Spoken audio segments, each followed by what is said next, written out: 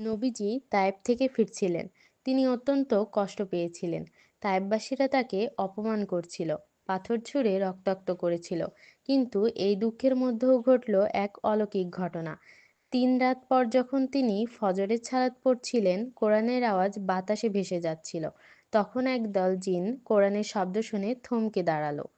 তারা বলে উঠল, হে আমাদের সম্প্রদায়, আমরা এক আশ্চর্য কোরআন শুনেছি, যা সঠিক পথ দেখায়। আমরা তাতে ঈমান এনেছি, আর আমরা কখনো আল্লাহর সাথে কাউকে শরিক করব না।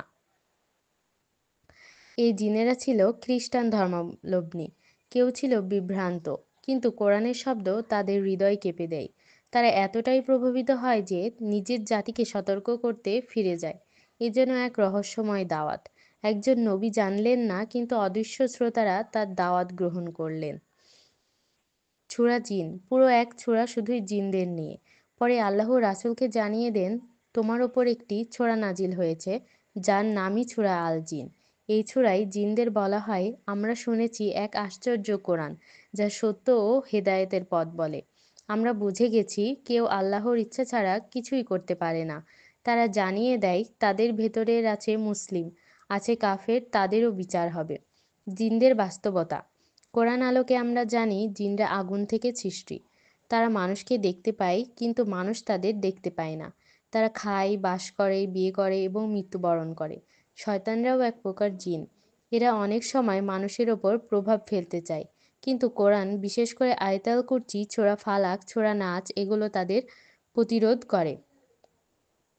এই কাহিনী শুধু একটা অলৌকিক ঘটনা না, এটি একটি বার্তা। আল্লাহর কোরআন এত শক্তিশালী যে মানুষ জগৎকেও বদলে দেয়। যদি জিনরা এই কোরআন শুনে কাঁপে, বদলে যায়, তাহলে আমরা কেন না গায়ে এক বুড়ি মহিলা ছিলেন, যিনি রাসূলুল্লাহ সাল্লাল্লাহু আলাইহি ওয়াসাল্লামকে একদমই পছন্দ করতেন না। তিনি প্রতিদিন নবীজিকে গালাগালি করতেন, পথের মাঝে কাঁটা বিছিয়ে দিতেন, যাতে নবীজি হেঁটে গেলে কষ্ট পান। কিন্তু নবীজি কখনো কিছু বলেননি। তিনি সব সহ্য করতেন আর শুধু দোয়া করতেন, হে আল্লাহ, এই বৃদ্ধাকে হেদায়েত দিন।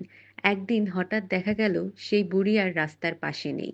নবীজি খোঁজ নিলেন, জানতে পারলেন বুড়ি অসুস্থ হয়ে বিছানায় পড়ে আছেন।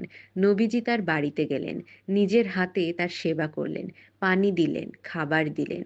বুড়ি বিস্মিত হয়ে জিজ্ঞেস করলেন, তুমি তো সেই ব্যক্তি যাকে আমি এত অপমান করেছি, তবু তুমি আমার সেবা করছো?